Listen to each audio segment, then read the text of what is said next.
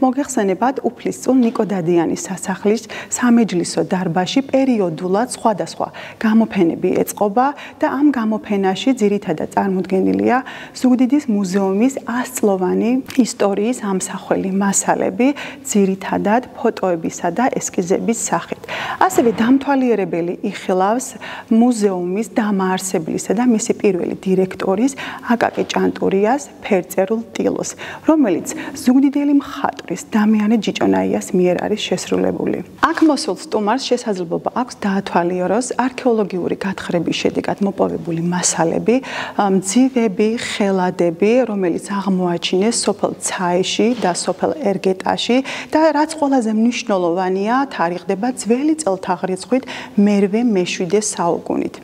ასევე გამოფენაში წარმოდგენილია ბროლ-ფაიფურის ჭურჭელი დადიანების კოლექციიდან, რა თქმა უნდა, ეს მხოლოდ ნაწილი გახლავთ მათი კოლექციის. იმით არის ეს ჭურჭელი მნიშვნელოვანი და განსაკუთრებული, რომ ის თითო ეგზემპლარად მზადდებოდა ევროპის ქვეყნებში, რომლებიც დამშვენებულია მონოგრამებით, წარწერებით, სამეფო გვირგვინით.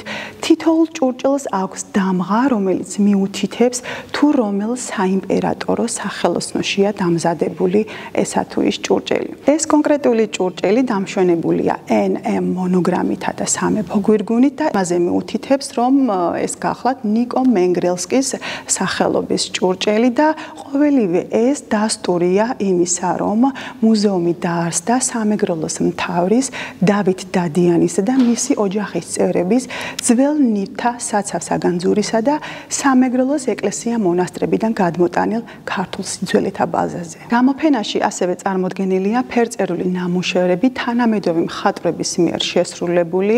ესენი გახლავთ ელენი ახვლედიანი, რუსუდან ფეტვიაშვილი, ჯიბსონ ხუნდაძე, სერგო ხუბუტია, პაატა მოისტრაფიშვილი და სხვათა ნამუშევრები. დამთვალიერებელს ასევე შესაძლებლობა აქვს დაათვალიეროს მუზეუმში სხვადასხვა პერიოდში მოღვაწე ხელმძღვანელთა და თანამშრომელთა ფოტოები, რომლებმაც გარკვეული წვლილი შეიტანეს მუზეუმის განვითარებასა და მის პოპულარიზაციაში, ასევე მუზეუმის მიერ ჩატარებული არაერთი სამეცნიერო სესიების თეზისები, წიგნები, რომლებიც დღემდე არაერთი ისტორიკოსისა და მეცნიერის სამაგიდო წიგნად რჩება. ბოლოს ძალიან დიდი მადლობა მინდა გადავუხადო პროექტის ხელმძღვანელს ბატონ დავით ოყუჯავას და გამოფენის ორგანიზატორს ქალბატონ მარინა ქობალიას და რა თქმა უნდა ეს ერთი და ორი ადამიანის შესრულებით ვერ მოხერხდებოდა ასეთი მშვენიერი დიდებული გამოფენის მოწყობა და